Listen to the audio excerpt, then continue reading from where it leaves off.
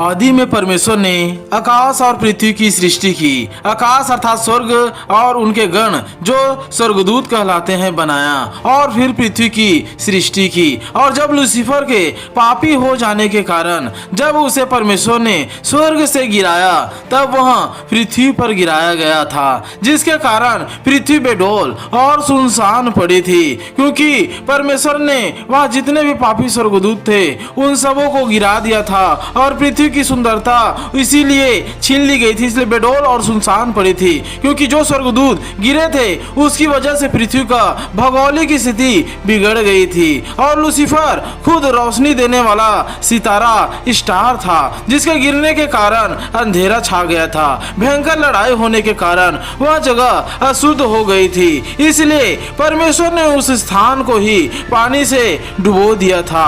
इसलिए उत्पत्ति का 1:2 में लिखा है, पृथ्वी बेडौल और सुनसान पड़ी थी और गहरे जल के ऊपर घोर अंधेरा था।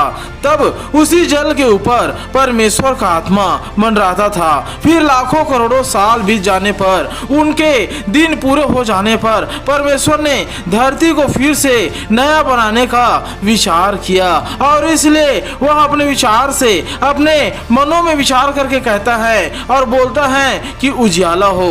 तब उजियाला हो गया और परमेश्वर ने फिर दिन बनाना शुरू कर दिया और सारे चीजों का वर्णन करना शुरू कर दिया। पहला, दूसरा, तीसरा, इस तरह से सारे दिन को बनाना परमेश्वर ने शुरू कर दिया, क्योंकि परमेश्वर अनुग्रहकारी, दयालु और विलंब से कोप करने वाला ईश्वर है। वह हम सब बिगड़े हुए को वो बनाने का काम करता है, इसलिए वहाँ हर एक जन को, हर एक कार्यों को, हर एक चीजों को वो बनाता है। बस यह है कि जो कोई व्यक्ति उसके पास जाता है और कहता है कि मैं बिगड़ गया हूँ, परमेश्वर मुझे बना, परमेश्वर फिर बनाता है।